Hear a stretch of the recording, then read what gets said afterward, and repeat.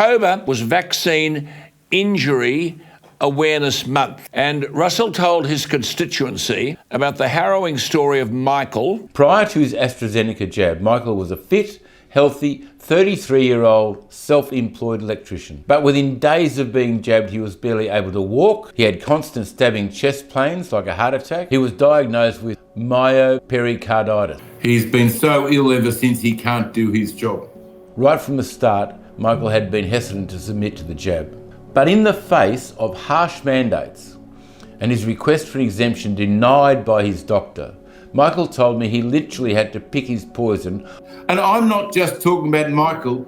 Since 2021, I've been talking about person after person after person after person. Cara, who used to provide care but is now the one needing care. Faith, a teenager whose dreams are decimated by constant pain and spasm. Jacob, a truck driver who can't pick up a mallet without becoming exhausted. Ben is about to lose his house because he can no longer afford to pay the mortgage. It has been 16 months since our beautiful 20-year-old daughter received her mandatory COVID vaccination, which has resulted in ongoing debilitating heart issues that we still do not have answers for. I've spoken to Jackie Stricker, Karen Phelps' partner. You and your wife both suffered vaccine injuries. Who's severely injured. She'd seen a number of specialists and the conclusion was that she had had an injury related to the vaccine.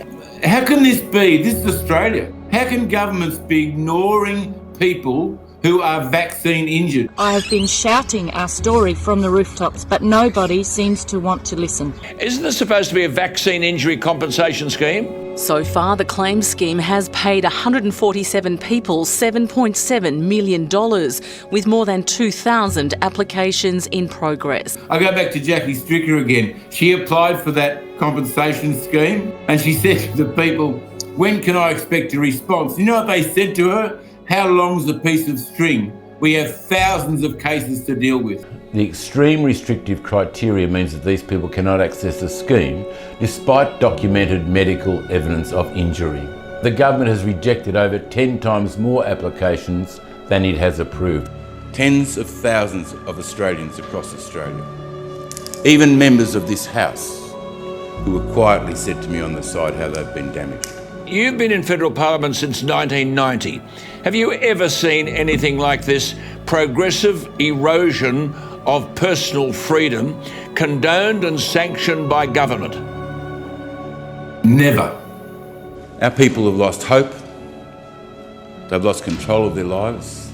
Until you walk in my shoes, see your own child suffering the unknown underlying health issue that has now raised its ugly head, and only because she was forced to make a health choice and told no jab, no job, you will never know the anger of being so devastatingly let down by a system that we trusted would always right the wrongs. Instead of saying, well, look, we're putting a hand up behind Russell Broadbent, no, turf him out so that he'll stop saying all this stuff in the federal parliament. The National Cabinet made these decisions, and we are responsible because we are their elected members. I just think it's an absolute blight on the parliament, a blight on the Liberal Party, and it ought to fill those who are responsible for an awful sense of shame.